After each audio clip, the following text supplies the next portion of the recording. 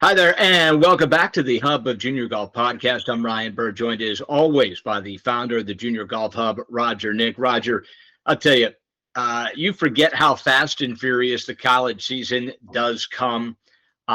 It's like every school in the world is playing in these first 2 weeks. I'll tell you what I enjoy is so many of our junior players that are now making their first start in college, and that trepidation, that nervousness, that I'm in college now. Their entire life has been junior golf. And I'll tell you, uh, almost to a man, and I'll include Luke Clanton with this, who shot 80 in his first college event his freshman year. I mean, there is a transition that I'm not sure anything is, no matter how good you are playing in the USM and the US Junior, a pressure, uh, college, the everything that comes with it. There's a lot to it. Of course it is. I mean, think about they're the big fish in the small pond, and all of a sudden they become the small fish in the big pond.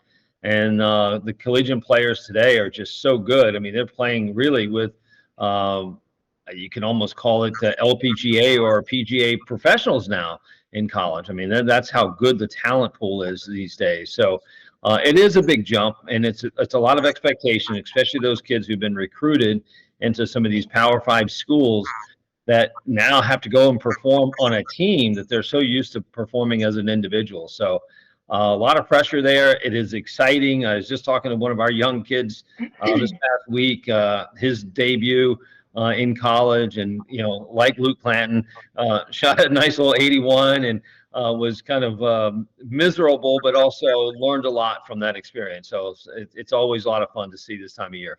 And with that, we welcome in our guest this week of the Hub of Junior Golf Podcast, the head coach of the University of Florida women's golf team, Emily Glaser. And Coach, let's just start with the conversation that Roger and I are having, which is it almost seems no one is immune, no matter how good of a junior golfer, no matter how good of an amateur golfer. Those first couple starts when you do play for your university, for whatever reason, it seems to affect almost all kids a little bit different than maybe their amateur and junior golf career. Is that your experience as well? Yeah, most definitely. I think, the average person might not realize, when they show up to campus, there's so much more to deal with than just golf, right? They're in some cases away from home for the first time. They could be far away from home. They have new roommates, new scenery to figure out, and it's just a lot to take in. So I think sometimes it's just, getting through the emotional toll of the first, few weeks, months, however long it takes them to adjust of school. And then sometimes you see them kind of settle down from a golf standpoint. So we always talk about trying to get these players acclimated as quickly as possible, knowing that's going to help them play their best golf. How difficult? I always thought probably the hardest part about it is it seems like that college golf season arrives like the first day of school. I mean, it's and to your point, if you weren't there for summer school, which I know UF, a lot of kids do that, but most schools don't. I mean, boy, that is a lot in one day. Definitely. So in some cases, you're starting the first day of class and you might qualify that day. You might qualify that weekend. You've come in for orientation. You've maybe only played the golf course a few times, during that week. You're exactly right. We call it the treadmill. It's like from day one, you're on the treadmill and you're going pretty hard in the fall, until the end of the fall season. So yeah, I think it's something that you just cannot, no matter how much you tell your freshmen this or that, they kind of have to go through it just to really understand. Coach, well, actually, speaking of treadmills, Ryan, I think maybe you and I need to jump on a treadmill. I don't know. But Coach, as the players are coming in, and I think one of the questions that we get from parents and players all the time is what that expectation, what does it look like? What does it feel like? It's hard, obviously, for us to describe a feel, but you've been there, you've had tons of success as a player yourself and now as a coach. What are you telling those recruits coming in to be ready for? Well, I think one thing we talk about with recruits is that, once you get here, it really doesn't matter what the letters are next to your name, freshman, sophomore, junior, senior, you can play. That's the interesting thing about golf, is that there aren't many coaches that I would know that are going to hold a freshman out of the lineup just because they're a freshman, like you may see in other sports, right? Football, you got a freshman quarterback that maybe is really talented, but he might not play right away. And so golf is different because we're using a metric like scoring that's, easy to measure. So if you're a freshman and you're, keeping it together academically and you're shooting good scores, you're probably going to play. So I think that's one thing that, makes it a little bit unique. And then after that, again, we just try to help them along, off the golf course. Like I said, get them acclimated as quickly as possible. I always think if they have positive things going on in their life, like on campus, it certainly makes for a better golf experience. So we really try to encourage them to make friends outside of the golf course, outside of the golf team, get involved, get good relationships with your professors right away. Just things like that I think kind of make everything go smoother. University of Florida is a little bit different, especially in the call them revenue, non-football basketball sports. I mean, Florida, you watch the Olympics, it was like Florida was its own country. I mean, University of Florida just, the athletics are so important there and so successful. This is your 13th year, an Ohio girl that went to Michigan State. Why has this been such a great home for you? I think you're right. Everybody is successful around here. And even on, maybe a down year, you just know you're around elite people, right? Even, elite coaches, elite athletes. You're right. Like watching the Olympics was just like, it was so fun because to actually know people that are competing, or for some of our athletes, these are people they're eating with in the dining hall and going to class with. So it's just, I've really enjoyed it here because of the culture of excellence, to be able, even as a coach, to pick up the phone and call a Hall of Fame coach or a national championship coach and ask them questions and bounce ideas off of them. The culture is just really infectious to be around a bunch of people who are striving to be their best. So I've certainly enjoyed my time here. Speaking of culture, Coach, what do the players do on a daily basis? Give us an insight of, when I come there as a freshman, what's going to happen? How am I going to get better? Yeah, I think it's we sit down with each player. I'm kind of certainly this is team golf, but I think from a pathway to get better, we really try to carve out individual plans for each player, because there's no two golf games that are alike. There's no two players that are alike, where they are even in a mental space, things like that, maturity level, all these things. So we try to have an individual plan, tailored for each player. And we tell them all the time, you guys are all running your own race, and together collectively, we're trying to be a great team, but you can't compare yourself to this person or that person, because everybody's, kind of in their own lane when it comes to how they're going to become more successful. So we sit down with them. We, as a lot of coaches do, use a lot of stats and metrics to measure their, performance, or if they're getting better at things. We analyze that data to really make sure we're focusing on the right things. Sometimes you have this feeling that it's XYZ in your game, but when you look at the math, you realize, it might be something different, or, we can kind of approach it from a different way to help them be better.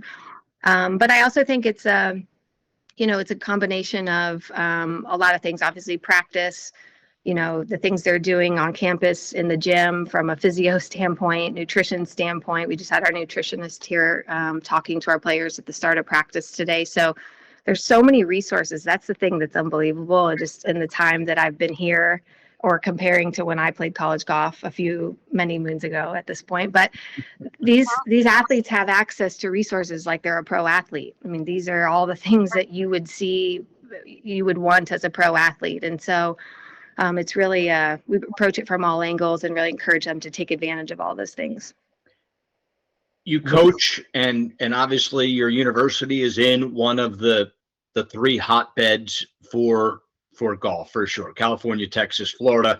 Florida also the home to so many of the large academies that bring foreign players in that board and then live in the United States. A lot of them in Florida, trying to become professional golfers. That seems to be the path.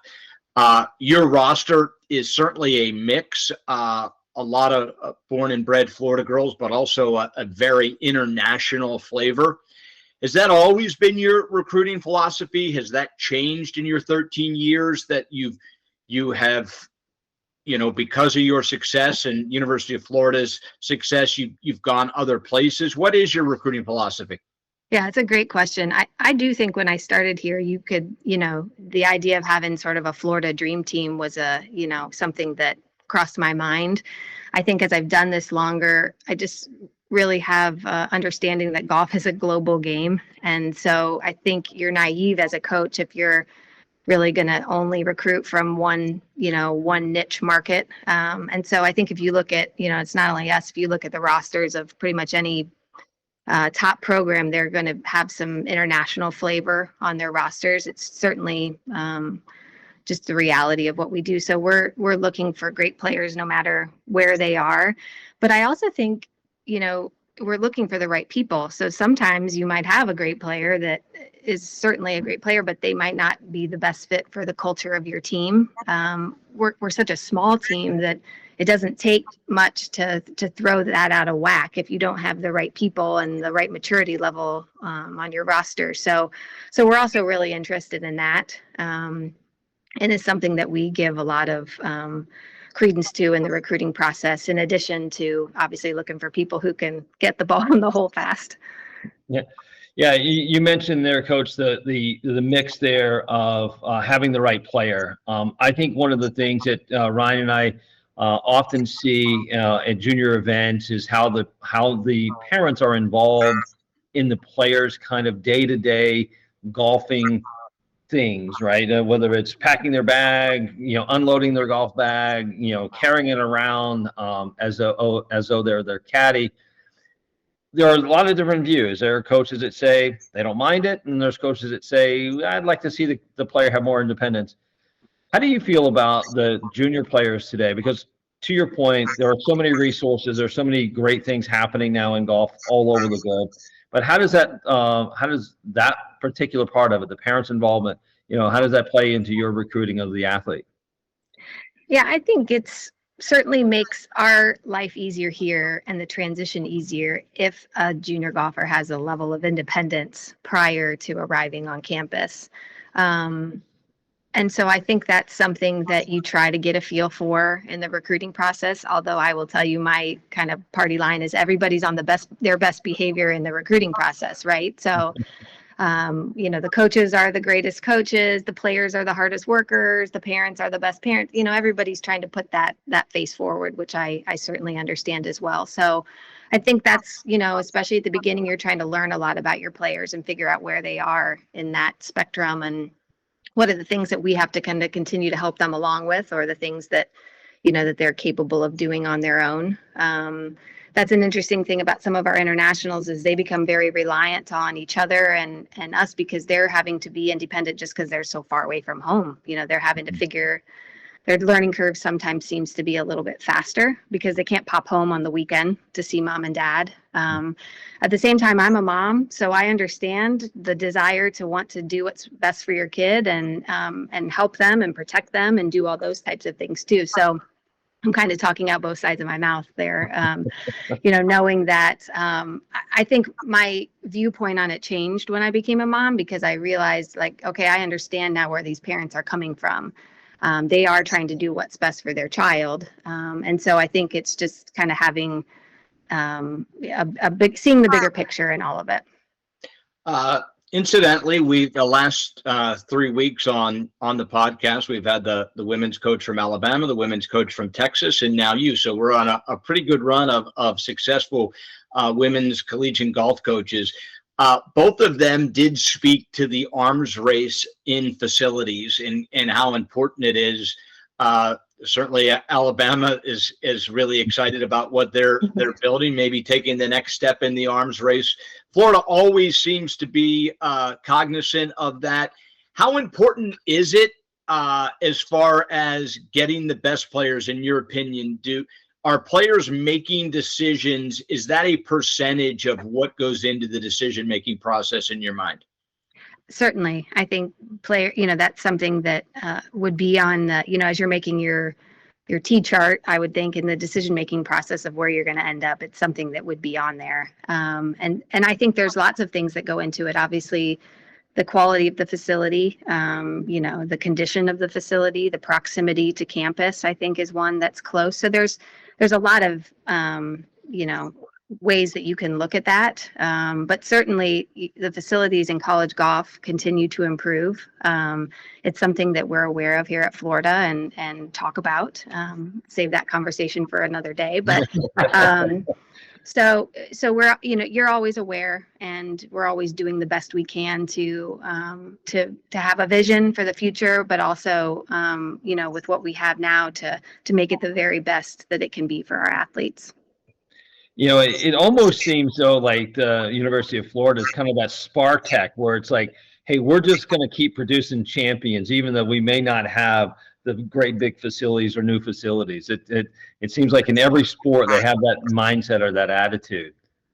I think so. But I have seen it change over the time that I've been here, where I think I think we're, cognizant of the fact that that it is something that you have to consider, and you have to keep working towards, to be an elite program. So I guess I'll just leave it at that. But yes, lots of conversations here. And just, again, feel grateful to be at a place that you can have those conversations, and that you have the support around you, that people are, like I said, trying to make everything that we have for these athletes the best it can be.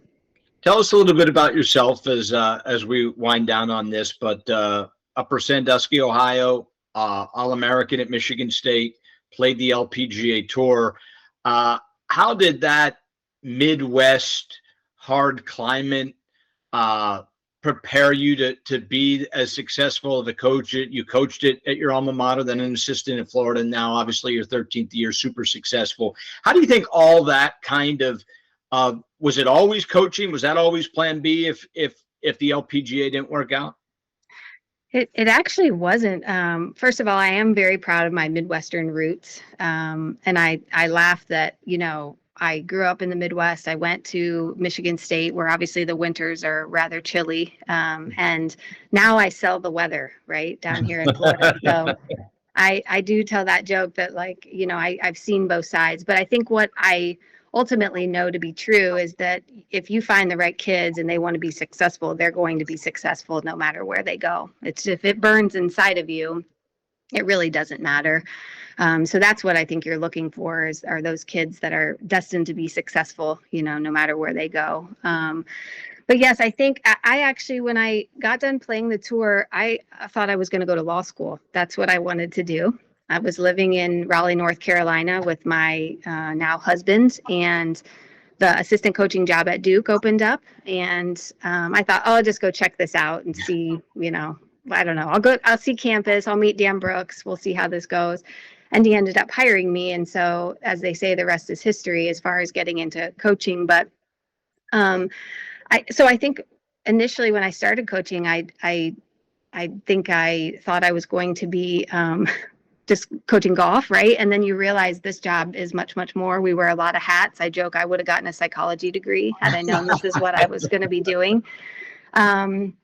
But I've enjoyed it. I learn something every year. I love to learn. I think I'm a curious person. I just love being around these athletes, and I think it, helps keep you young, and you get to form these awesome relationships. And I've just really, really enjoyed it. So I'm grateful that I'm not an attorney and I'm the head golf coach at Florida. It's worked out well.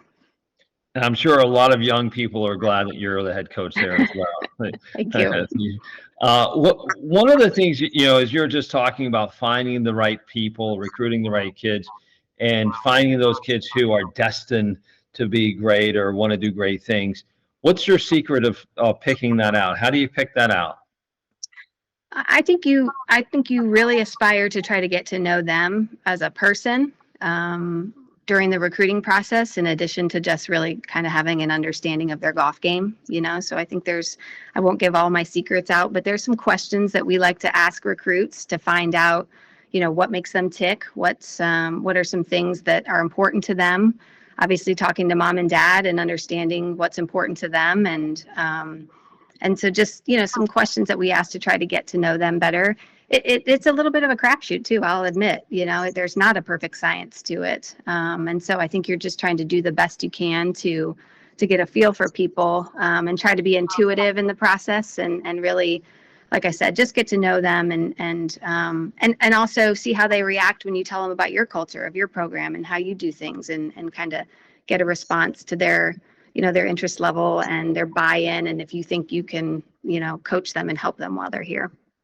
Hey, Coach, the percentages are not in the kids' favor. You just take the Power Five, and whether it's an 8-10 man team, 10-woman team, all those kids in junior golf, shouldn't say all, very high percentage believed that they were destined for greatness on the golf course, winning in college, going to the professionals, winning in the professionals, winning major championships. That's what's driven them for so much of their career. Golf, as we know, can be a lonely game. A lot of the time is by yourself, and that drive and passion is what gets everyone out there in whatever weather and climate it is. But then you look at the percentages, and you obviously one that were able to make it. You made it to the tour, but you also, I'm sure, have an understanding of how the cards are stacked against everyone, because it is so difficult. Knowing that that's everyone's goal, or a very high percentage. But in the back of your mind, you also know that not every single player every year on your team is going to win a major on the LPGA Tour. We even at Florida, we know how difficult it is.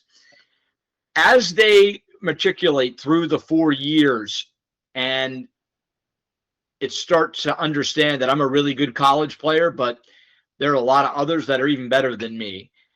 How do you talked about a psychology degree, and I'm really interested in your answer here. How do you keep them grounded, on track, not depressed, excited about the future when it does set in that even on their own team, we qualify every week and I can't be anything more than the 3? Like, okay, and that's at my school. Imagine the world. It's maybe this isn't going to work out. Mm-hmm. Yeah, I think it goes back to what I was kind of saying earlier, is that to keep it positive, I think you have to remind them that everybody's running their own race, right? And so you've got I've definitely seen, we've all seen the junior player who's playing lights out in junior golf and then fizzles out in college, or the player who was, I was probably an under recruited player out of high school, got better in college, made it to the tour. So you can imagine, if you're looking at that on imagine a bar graph or whatever, like it's always constantly moving.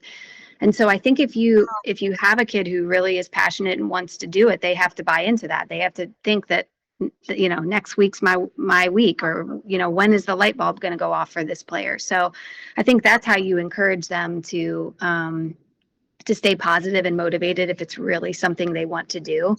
I do think part of our job is to also be a little bit of a mirror for these players, and sometimes say, okay, if this is what you really say, here's some areas that we have to get better at. Here's some glaringly obvious things that need to change if you want to have a chance to make money on the LPGA Tour. And so again, I feel like my job is to try and figure out that balance, right? That balance between inspiring them to achieve their dreams, but also really giving them accurate feedback that's going to allow those things to happen. And it's tricky, right? You don't, as a coach, you don't want to be the dream killer, if that, I certainly don't want that on my plate. Yeah. But you do have to be a realist in some cases. And so I think it's just trying to balance that for each player. Coach, with that being said, one of the things that we see a lot in junior golf right now is the rankings game. And we've, encourage players to go play as much golf as they possibly play, because they love it, get better, build the skills to hopefully get recruited. In your mind, if you're looking at 2 players that, let's say one player is ranked in the top, call it 30, another player is maybe ranked 150, there may be 300, but has won multiple times in their junior career, and the other player hasn't won at all, but finished in, decent events, finished okay. Who are you picking? Yep. I'll admit, rankings are not a thing that I spend a lot of time observing. I think again, it's a metric that can be helpful, but it's not, certainly doesn't tell the whole story. I think you're looking as a coach for, you're looking at who's good now, but you're looking at who you think can be good 4, 5, 6 years from now. So you have to consider that as well. So I feel like sometimes I look for what's this player's upside, what's their future potential. You're trying to analyze that if you can. I love to look at head to head, like who they played against. That's, if I've seen these players play and I respect their game and I know that a player that I'm recruiting has played head to head against, these elite juniors, I think that kind of is a thing that I enjoy looking at and seeing. I think you're looking for things like who you might have a very consistent player, right? Or you might have a player who has a little more volatility in their scores, but wow, they've shot some really low numbers and you can see that there's some potential there. So there is a plethora of things that I think we're looking for. I totally agree with you from the standpoint of, players have to play in what's convenient for them. You're in a lot of cases talking about mom and dad who has a job, and you got brothers and sisters that are playing other sports. I think I understand that in a lot of cases it's not feasible for a family to be on junior tour and play, 25 weeks a year or something like that. There's a cost associated. I mean, it's difficult. So I think you're taking each player on a case by case basis and kind of analyzing where they are. But I agree with you. You should play in tournaments because they're fun, because you want to compete. Maybe it's convenient down the road. You go play in that tournament, tee it up. Some players love high school golf because they love being on a team. Other players don't play high school golf. I just don't think there's a one size fits all. It's about sitting down and doing what's best for each player and their family. Well, Coach, we know this is an extremely busy time of year, and we really thank you for hopping on with us this morning. Best of luck this year. Thank you. So much talent on that team, and we'll be watching. Best of luck. Thank you. Thanks for having me. I appreciate it. Good luck, Coach. Thanks so much. Thanks. Take care. All right. Bye-bye. Well, Roger, boy, I can see why she's successful. She's another one that you can really feel that infectious personality. Immediately, PDI comes to mind with her. How do you effectively predict someone's upside? And you figured it out. I got to give it to you. Now it's just a matter of everyone figuring out that you figured it out, and this becoming a universal thing, which we know it will, just like everything takes time. But boy, she shot down the rankings thing pretty quick. I don't think that is a whole, I don't think she wants to know, am I getting a player that's maxed, or am I getting a player that I can max? And worked really well for her. Yeah, it has worked really well for her, and it seems like a lot of coaches, it's working well for them to kind of not use that as the only barometer, right? So I love what she's saying, and clearly she's the epitome of someone who's been there, done that, meaning that she was not heavily recruited. She got better as she went into college. She knew she's figured out really in a sense of what potential looks like, because she's done it, right? She's been the one that wasn't highly recruited, but then went to a good school and then made it through that and got better and better and better, right? So she knew what her upside was, from an intrinsic standpoint, through probably work, right? That Midwestern work value that she seems to have, which has allowed her to have this great success, on and off the golf course. So it's pretty cool.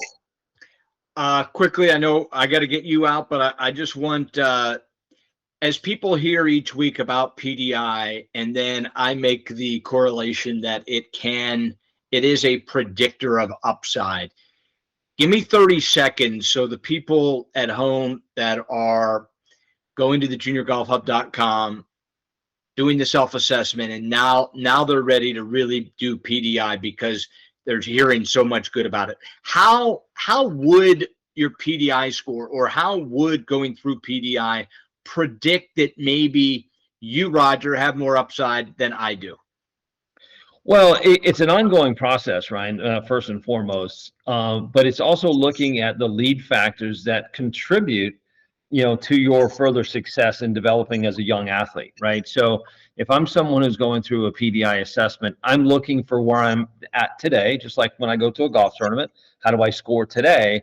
But as I go through the process of assessing myself on a regular basis, I start to see my skill sets in a different light, which do I actually have the skills to measure the stats in a tournament, right? I mean, because if I can unrealistically tell myself that I should hit, 16 greens because some tour player hits 16 greens, once or twice in a season, that's unrealistic if I don't have the skill sets to actually do that. And I think that's what really PDI is allowing people to understand is, do I have the skills to then go measure the lag factor stats or my scores, in a way that says that's going to help me practice, right? So really, it's how do I focus on developing the lead skills? Do I have the physical attributes that contribute to acquiring skills from a golf skill perspective, speed, distance, things like that, all right, controlling the golf ball. So that's really what it's all about. And, obviously score plays a role in it. How do I perform? Do I have a score that actually allows me to see, can I improve my score if I improve my skills? Well, I think we would all say, yeah, if you improve your skills, there's likely you're going to improve your score. It's not usually the other way around, right? Right. And, if you're a coach going to watch two players play, you're probably not going to be able after the round to go ask both of them to go try to dunk a basketball. But that's kind of information where one kid can't touch the net, the other's dunking two-handed. Their score's the same. Right. Their score's identical. Their rankings are one spot apart. One can two-hand jam, the other can't touch the net. What's that telling you? Well, it's telling me one has more athleticism than the other. And, but I also kind of look at that and say, what does the other person have been exposed to, right? So maybe that person is able to do that, but just didn't know it, right? It's like somebody who scores well. They don't know why they score well. They just they've grown faster. Maybe that person who's two-hand dunking is 6 inches taller than the other kid. Right. And has actually just been asked to do that more often than the other kid is, able to do it. Right. So, and that's the other part of this, right, is like, understanding where you are in your developmental cycles really is important. And that's what this allows us to do. Right. So a PDI allows us to understand a lot more of that than just the raw outcome. Well, I actually know a Division I coach that part of his recruiting process is checking the height of the player's mother. Yeah. That's important to him. He actually chooses which players to recruit based on the height of the player's mother. So he must know something. I would have been playing for him, Roger. Yeah. Well, that is so true because, you obviously there's lots of growth to happen while you're going through college. I mean, you're still growing and still getting better. I mean, I had a young kid years ago who ended up working for me not long ago, Rusty Ripberger, great kid, great. He's in high school. He was 5'8", okay, hit it about 180 yards. He goes to college. He grows 6 inches his freshman year. He's 6'4", and ends up, he never won a high school match, never won anything, right? He ends up winning 12 times in college. Wow. Now, I mean, he worked all the time on his short game. He worked all the time on how to control the ball because he had to, right? Yeah. To actually score. Not heavily recruited, end up being, 3-time All-American, but just because he grew. Yeah. And by the way, his mom was 5'10". Yeah. There you go, Roger. That may be the new metric on PDI. Yeah. How tall is your mother? Great episode today. That's going to do it for us. For Roger Nick, our producer and director, Michael Nick, I'm Ryan Burr saying we'll catch you next week on the Hub of Junior Golf Podcast.